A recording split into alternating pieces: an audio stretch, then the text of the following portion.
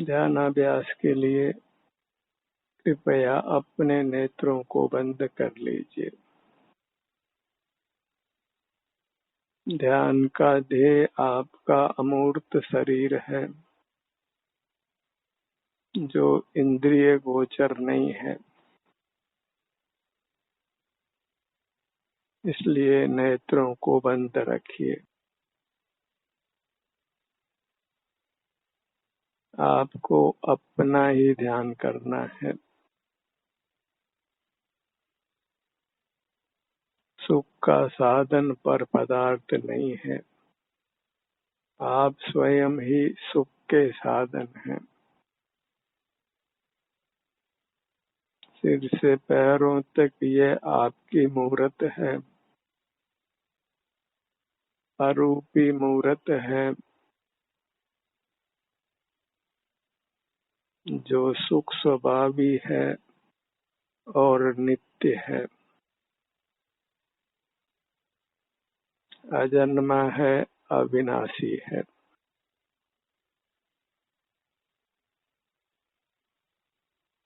ध्यान का ध्येय आपकी मूर्त है। ध्यान का ध्येय नित्य है, तभी इसका आप निरंतर ध्यान कर सकते हैं।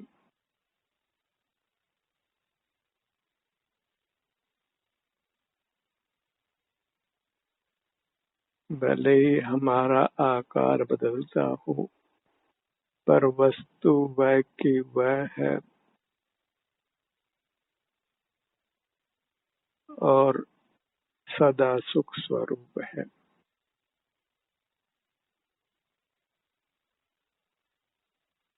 कर्म के संबंध से ही सुख दुख रूप से परिणमन करता है।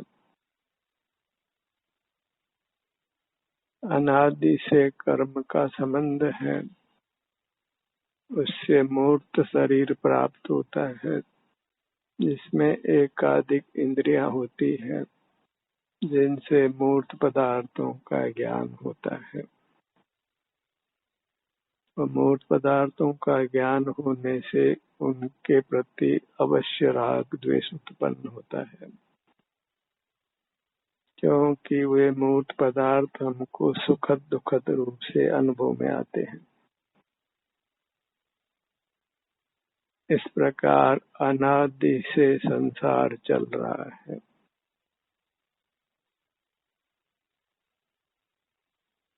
अनंत काल बीता है। जहाँ मूर्त का संबंध है, वहाँ अवश्यंभावी दुख है। इस मूर्त के संबंध को मिटाना है, उसके लिए अमूर्त का ध्यान करना है। मूर्त का ज्ञान होता है और अमूर्त का ध्यान होता है। ज्ञान छोड़कर ध्यान करना है। ज्ञान अनादि से ही करते आए हैं।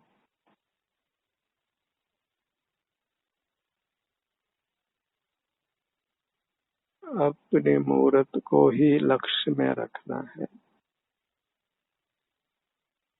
इतना ही मुक्ति का पुरुषार्थ है।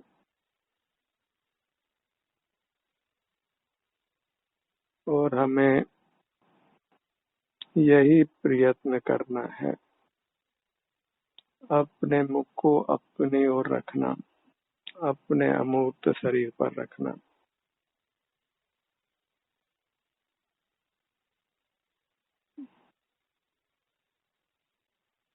पूरी शक्ति को इसमें लगाना है। शक्ति को छिपाना नहीं है। बाहर सुख देने वाला एक भी पदार्थ नहीं है। उनसे सुख होने का केवल भ्रम होता है।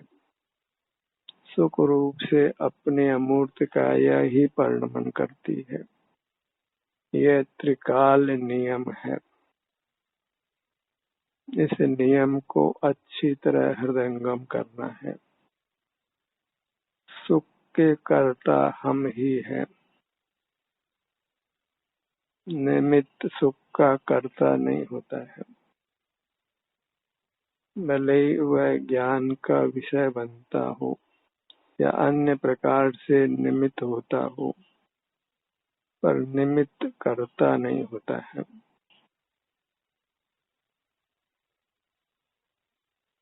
जो कार्य रूप से परिणमन करता है वही कर्ता होता है। यह परिणमति स कर्ता, क्योंकि सुख दुख रूप से हम ही परिणमन करते हैं, इसलिए हम ही सुख दुख के कर्ता हैं। हर प्रकार से निर्धार करके अपना आलम्बन करिए, पर अवलंबन छोड़िए। पर पदार्थों से सुख होने का भ्रम छोड़िए। जब पर पदार्थों से सुख नहीं होता है, यह निर्धार हो जाता है, तो पर पदार्थों का देखना जानना भी स्वमेव बंद होता है। जीव निष्कारण प्रयत्न नहीं करता है।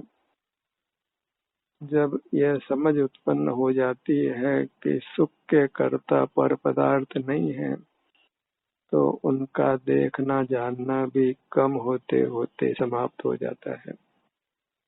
और जब पूरी तरह समाप्त हो जाता है तो जीव परमात्मा हो जाता है। जब पर पदार्थों को नहीं देखते जानते हैं तो अपना ध्यान अपनी मूर्त पर ही रहता है।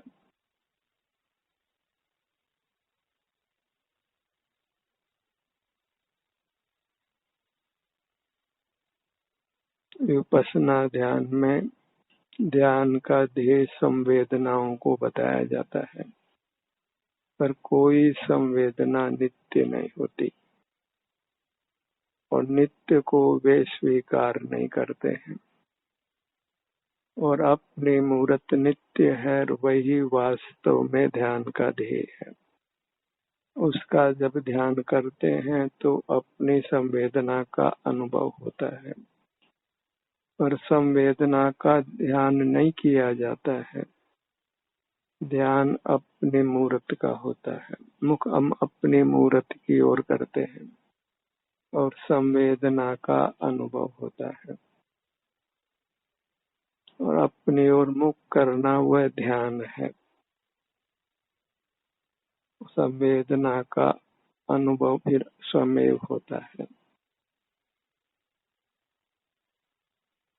प्रथम से प्रथम अपनी नित्य वस्तु को स्वीकार करिए, क्योंकि वहीं से यथार्थ ध्यान शुरू होने वाला है। हम नित्य वस्तु के सन्मुख ही होते हैं। वही मुक्ति का पुरुषार्थ है।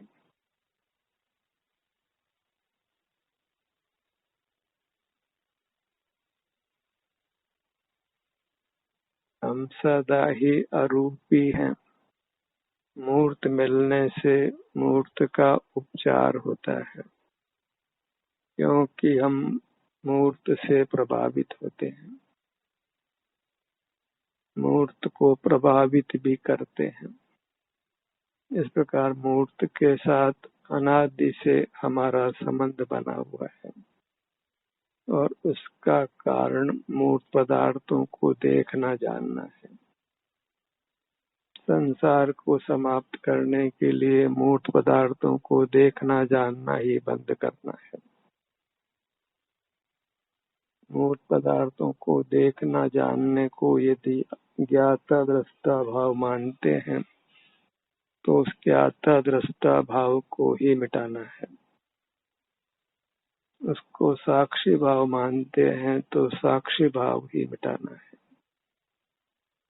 हमें तो अपना मुख अपनी ओर करना है, अपनी ओर रखना है। यदि वास्तव में ही दुखों से भय लगता हो, अविनाशी उत्तम सुख पाने की इच्छा हो, तो अपने इस नित्य वस्तु के सन्मुख रहने का ही रात दिन प्रयत्न करिए। यही प्रयत्न करना है और इतना ही मोक्ष का मार्ग है। इससे अधिक आप जो भी कुछ करते हैं न तो वह ध्यान है न वह मोक्ष का मार्ग है। ध्यान मात्र अपना मुख अपनी ओर करना है। फिर सुख रूप संवेदना का स्वमेव अनुभव होता है। सुख रूप संवेदना स्वमेव प्रकट होती है और कर्म का अभी संबंध हो तो शरीर में दुख रूप वेदना भी होती है, पर वह सन्ने सन्ने समाप्त हो जाती है। जो जो कर्म का संबंध मिटता है त्यों त्यों दुख रूप संवेदना मिटती जाती है और जब संपूर्ण कर्म का संबंध मिट जाता है तो एक आनंद रूप वेदना ही सदैव होती है। वही परमात्मा दशा है जिसको हमने पाना है और उसके लिए ही हमने सतत प्रयत्न करना है। बहिर्मुख रहना प्रमाद की स्थिति है, उसको छोड़ना है। बाहर से लाभ होने की मिथ्या कल्पना को छोड़ना है। बाह्य पदार्थों को उपयोगी मानना वह सब मिथ्या कल्पना है। बाहर का एक भी पदार्थ सुख का कारण नहीं है, अन्यथा परमात्मा बाह्य पदार्थों को क्यों छोड़ते। उन्होंने सर्व ही बाह्य पदार्थों को छोड़ा है, उनका जानना देखना बंद किया है, तभी उनका सुख प्रकट हुआ है और वह सुख फिर निरंतर बने रहना है। फिर दुख का कोई भी कारण उपस्थित नहीं होना है और हम भी यही चाहते हैं कि दुख का कोई भी कारण उपस्थित नहीं हो। आगे अनंत काल हमको सुख का ही अनुभव हो, तो उसके लिए अपनी मूर्त का ही आश्रय करना है, उसी के सन्मुख रहना है, उसी में विचरण करना है। इसके हर भाग का संवेदन कीजिए, बारी बारी से सब भागों को अनुभव में लीजिए। अपने ध्यान को अपने सिर के भाग पर लाइए।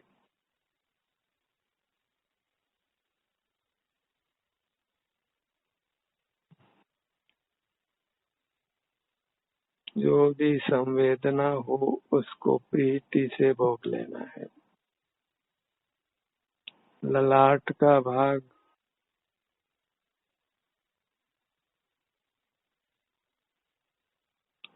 भ्रू मध्य,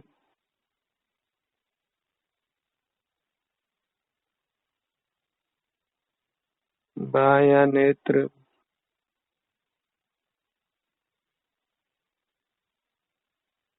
दायां नेत्र,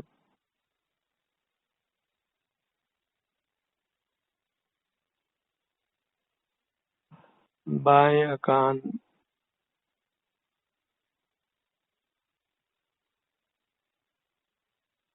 दायां कान,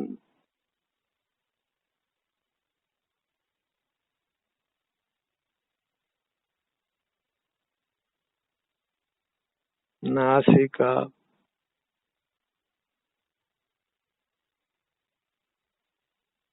दोनों नथुने,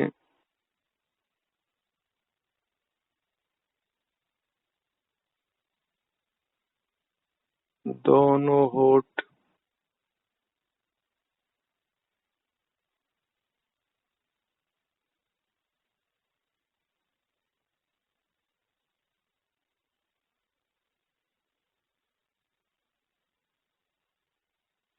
दोनों काल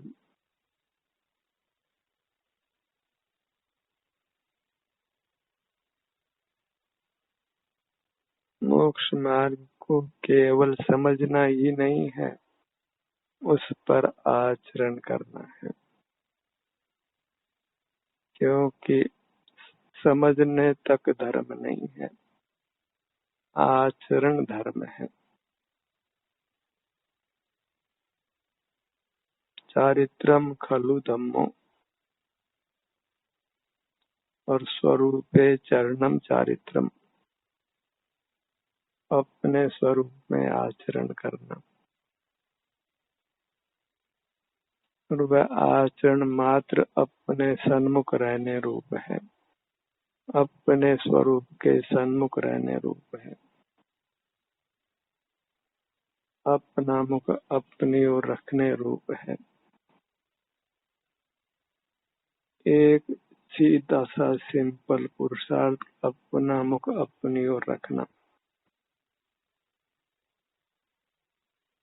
इतनी ही मोक्ष मार्ग की शिक्षा दीक्षा है।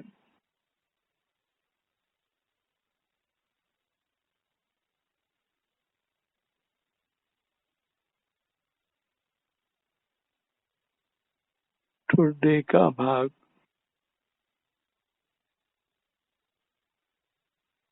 संसार में बहुत दुख है,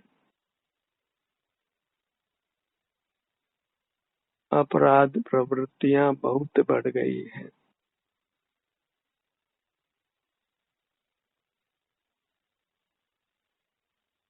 ऐसे में असावधान रहना योग्य नहीं है।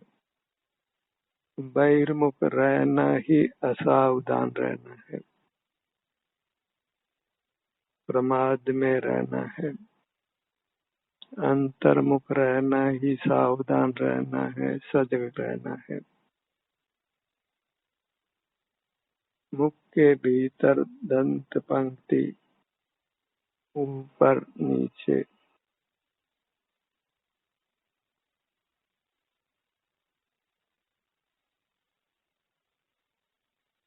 अपना मुख अपनी ओर रखने के लिए ही यह ध्यान सत्र समर्पित है।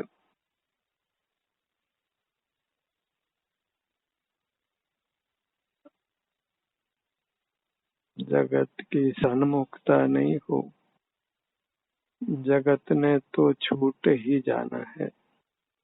स्वयं ही छोड़ दें तो उत्तम भविष्य का निर्माण होता है।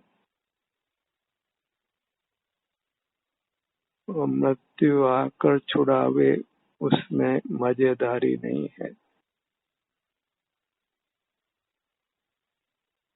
किसी की वस्तु हमारे घर भूल से आ गई है, हम स्वयं ही दे दें तो अच्छा है। और वह पुलिस की मदद से या फिर शक्ति के प्रयोग से हमसे छीने तो वह अच्छी स्थिति नहीं है। पर वस्तु को मृत्यु छुड़ाए, हम स्वयं ही उसके पहले ही पर वस्तुओं से विमुख हो जाएं तो अच्छा है।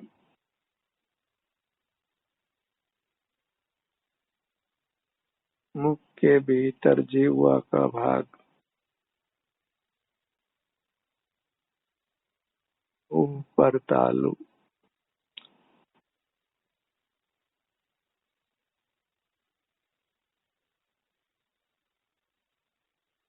गर्दन,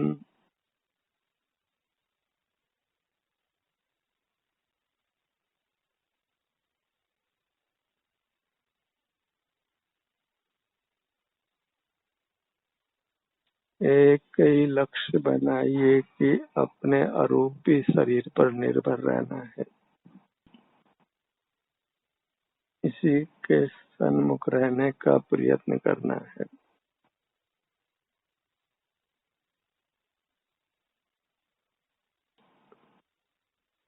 अन्यथा तो इस भयावह संसार में नाना दुखों को भोगना होगा।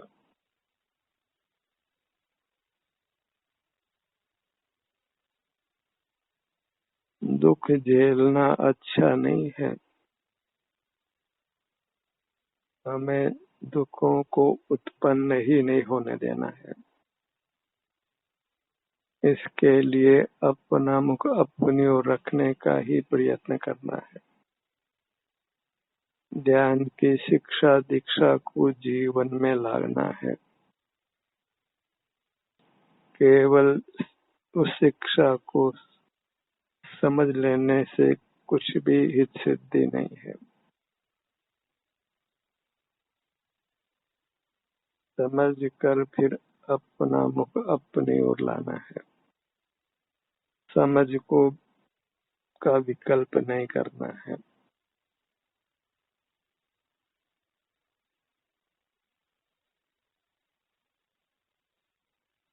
सीने का भाग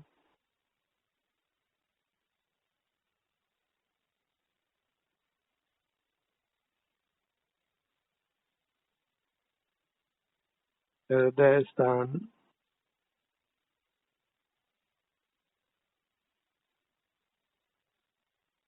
मध्य में सूक्ष्म द्रव्य मन का स्थान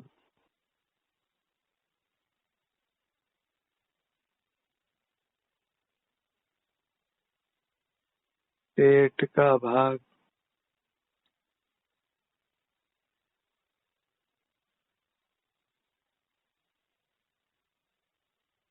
अपना मुख अपनी ओर करना ही एक पवित्रतम कार्य है। इसी कार्य को पूर्व में तीर्थंकरों ने किया है। चरम शरीरी महापुरुषों ने किया है और मुक्ति को प्राप्त किया है। अनादि से आए हुए संसार को समाप्त कर अनंत काल के लिए सुख अर्जित किया है। यही वास्तविक कमाई है। ऐसा सुख कमाना जो अनंत काल बना रहे और इसमें पर वस्तु की किंचित भी सहायता नहीं लेना पड़े, किंचित भी परतंत्रता नहीं हो और सर्वोत्तम सुख मिले और वह अनंत काल बना भी रहे। केवल अपना मुख अपनी ओर रखने से। पीठ का भाग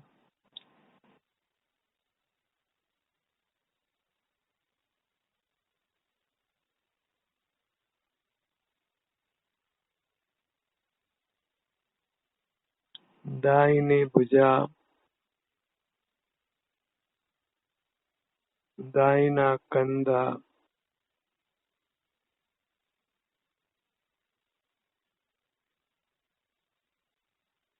दाहिने हाथ की पांचों उंगलियां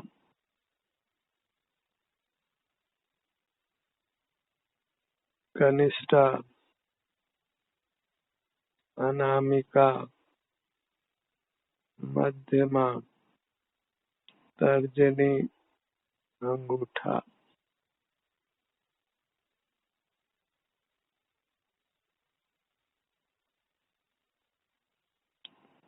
अपना मुख हम अपने किसी भाग पर लाए तो हमारा कर्तव्य पूरा हुआ।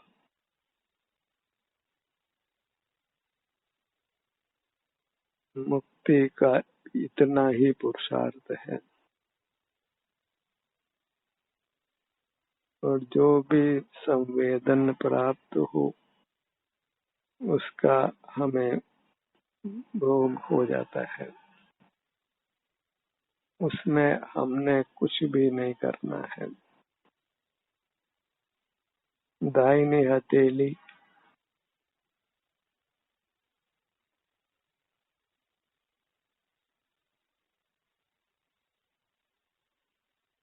हथेली का पिछला भाग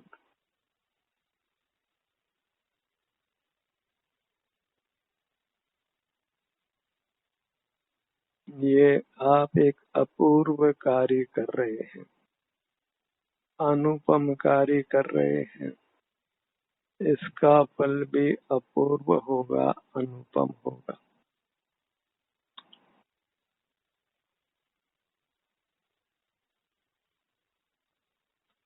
दाहिने हाथ की कलाई,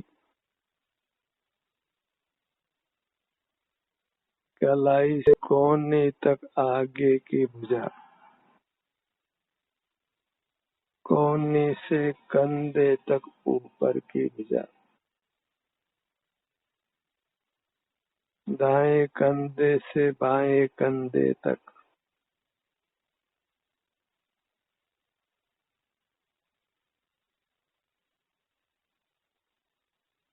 बाईं भुजा, बाईं कोहनी, बाईं कलाई,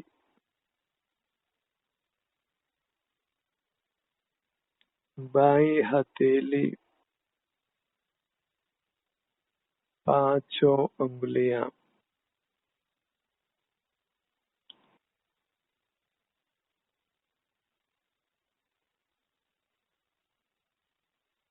दाहिना पैर,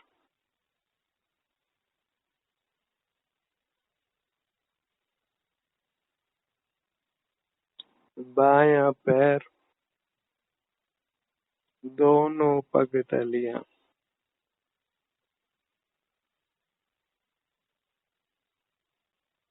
इस प्रकार अपना मुख अपनी ओर रखने का दिन रात प्रयत्न करिए। केवल समझ लेने से कुछ सिद्धि नहीं है, सिद्धि आचरण से है। इसलिए अंतर में विहार करते हुए, अपना मुख अपनी ओर करते हुए, अपने ही सुख की दशा को भोगते हुए रहिए। जगत के परिचय में नहीं रहना है, जगत से विमुख रहकर ही हम अपने आनंद को भोग सकते हैं। इंद्रिय ज्ञान के साथ हम अतीन्द्रिय सुख नहीं भोग सकते हैं। इंद्रिय ज्ञान का निरोध करिए, जगत के साथ व्यवहार समाप्त करिए।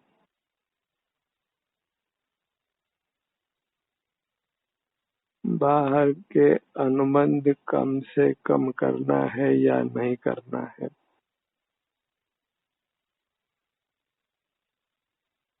अपने मूर्त के साथ ही अनुबंध करिए। ध्यान का ये सत्र यहीं समाप्त होता है।